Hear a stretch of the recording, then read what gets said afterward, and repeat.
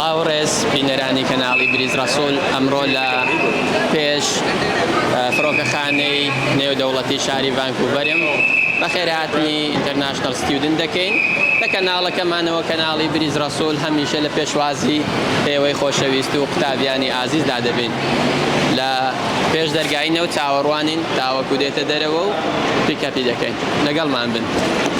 ئەمڕۆ لە فڕۆکەخانەی نێودەوڵەتی شاری ڤانکوڤەرین و لە پێشوازی قوتابیەکی ئازیزین لە وڵاتی فلیپین هاتیە هەر ئێستا گەیشتیە و ئەوەش جانتاکانیتی کەناڵی بریز ڕەسوول لە خزمەتی ئێوەی ئازیز و خۆشەویستە لە هەر شوێنێک بێن خەڵکی هەر وڵاتێک بن پێویستان بە یارمەتی بیتن یارمەتیتان دەدەین و سکوڵتان بۆ دەبینینەوە و ئەپلیکیشن ڤیزەکانتان دەچێتە پرۆسێس و بە سەرکەوتووی ڤیزە وەردەگرن. جا ئەمەش یەکێکە لە نمونەکانی ئینتەرناشنەڵ ستیودنت کە ئەمڕۆکە گەیشتیتە شاری ڤانکوڤەر. ئێستاش هەندێک پرسیاری لێ دەکەین و لەگەڵمان بن. Hello. What's your name? I'm Vanessa Marcelo.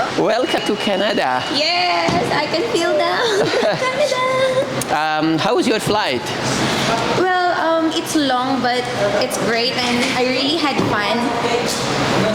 Great. So, how do you feel the smell of air in Vancouver? So You just landed. good. I've been waiting for this, and now finally I can smell Vancouver.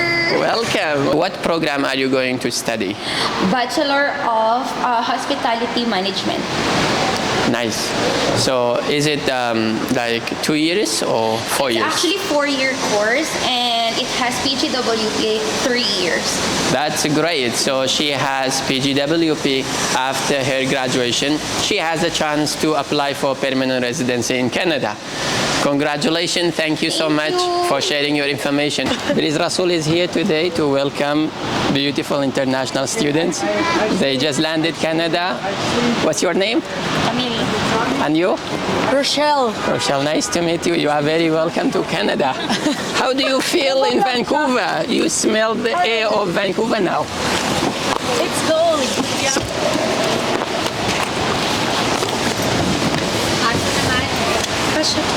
And then this one is going to this side.